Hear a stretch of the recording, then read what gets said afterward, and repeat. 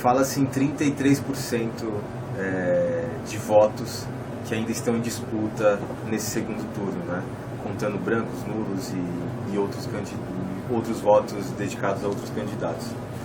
Você acha que ainda é possível uma vitória do campo progressista? Quais as táticas? Não, veja, o campo está aberto, a batalha está aberta. Esses votos que levaram a 46% foram decididos de última hora, entendeu? Até uma semana e meia, ele tinha 20, 22, 23%. Foram decisões eles tentaram fazer uma espécie de speed final para ganhar o primeiro turno. Até a última coisa que eles queriam era ter um segundo turno. Agora tem um segundo turno. Eles vão tentar se esconder durante 20 dias. A gente tem todas as condições, e mesmo se houver uma vitória, a vitória vai ser por pouco, né? A vitória dele será por pouco, o que permite uma configuração clara de um setor de resistência da sociedade civil. A única questão é que, bem, esse setor ele vai precisar, mesmo ganhando, ele vai precisar rever radicalmente muitas das suas práticas, certo? E muitas das suas adesões, né? Mas isso é uma outra questão, né? Mas, de qualquer forma, as condições de vitória, elas existem, elas estão dadas. Você acha que existe... quais as estratégias dentro disso? Esses 20 dias? Mobilização total e contínua de todas as pessoas, entendeu? Quer dizer, acho que não tem muito essa do que eu vou fazer, todos devem fazer tudo, entendeu? Quer dizer, você tem pessoas que se organizam, grupos que se organizam, certo? Nós mesmos na universidade, a gente está indo para as periferias para poder discutir, ouvir com as pessoas da periferia, que vão ser as pessoas mais violentadas dentro desse processo, não são as mais vulneráveis em relação a esse processo, certo? Outros podem fazer o que eles sabem fazer, intervir em redes sociais, sabe, ir para a rua, se reorganizar enquanto grupo. Não se trata da defesa de um candidato, certo?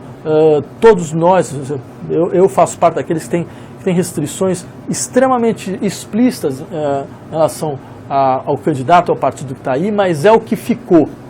Não? É o que ficou. E qualquer restrição que nós tenhamos em relação a ele, ela é infinitamente menor, mas infinitamente menor do que a catástrofe que seria para a história nacional nós temos um governo do senhor Jair Bolsonaro. Certo? Então isso é que está colocado na mesa agora. Né? E é necessário, então, a esses setores terem sensibilidade do tipo de risco que a sociedade brasileira está passando, certo? A imprensa internacional inteira, assim, sem nenhuma exceção, a imprensa internacional relevante inteira, ela compreende que o Brasil ele pode se transformar num estado pária, como Filipinas, como Turquia, devido ao seu governo, certo? Então, e nós sabemos as consequências disso para a nossa vida ordinária, certo? Para a vida cotidiana das pessoas que mais sofrem, de todos, porque a violência vai vir, ela vai ser genérica, ela vai vir por todos os lados, certo? Então, nesse sentido, eu acho que as pessoas devem entender a radicalidade da situação, certo? E se mobilizarem em uma mobilização total durante 20 dias, certo? Da maneira como elas conseguem fazer. Elas não precisam de um centro dirigente, elas não precisam de nada disso, certo? Elas podem se proliferar enquanto atuação, certo? Elas podem testar várias estratégias, há discursos que funcionam com alguns grupos, há discursos que não funcionam com outros grupos, certo? Nós podemos criar certas redes de partilha, de modalidades de intervenção, de estruturas retóricas, tudo isso é possível. Mas é que as pessoas não esperem uma definição de algum tipo de orientação, exatamente, para começar a tomar decisão e postura, porque isso não existe mais. E isso pode ser uma coisa boa. Né? Pode ser uma coisa boa, que a gente tem um sistema de mobilização por proliferação. Né? Sim. A gente falou há pouco dessa questão das redes serem decisivas, né? Ao mesmo tempo, a TV, principalmente a TV, alguns jornais se posicionaram, mas a mídia em geral se manteve praticamente isenta nesse processo. Qual que é o perigo de uma isenção num momento como esse? Eu acho que a mídia vai sofrer também, acho que como aconteceu na própria ditadura. Eles embarcaram na ditadura militar e em alguns anos, quer dizer, todos eles já estavam sob censura, já estavam sofrendo, já estavam com seus profissionais sendo perseguidos, até o momento que uma parte da mídia que até então tinha apoiado o golpe, abre mão do golpe. Né? Então, é evidente que como esse, isso pode ocorrer realmente muito claramente.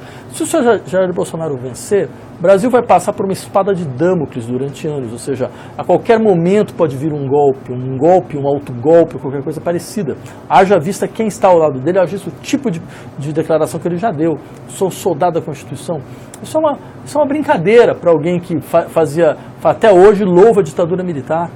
Quer dizer, alguém até hoje peraí, você está falando de alguém que ia colocar bomba em quartel, que foi expulso do exército porque ia colocar bomba em quartel. Ele mesmo deu essa declaração.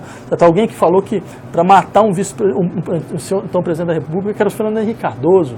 Certo? Quer dizer, alguém que faz as declarações de uma violência como as deles. A gente sabe, você vai confiar o teu país, confiar a tua democracia, guarda a tua Constituição para alguém como esse, você está brincando. Sem contar que mesmo assim, a Constituição brasileira, ela legaliza o golpe de Estado. Então, se você quiser dar um golpe de Estado, isso é legal.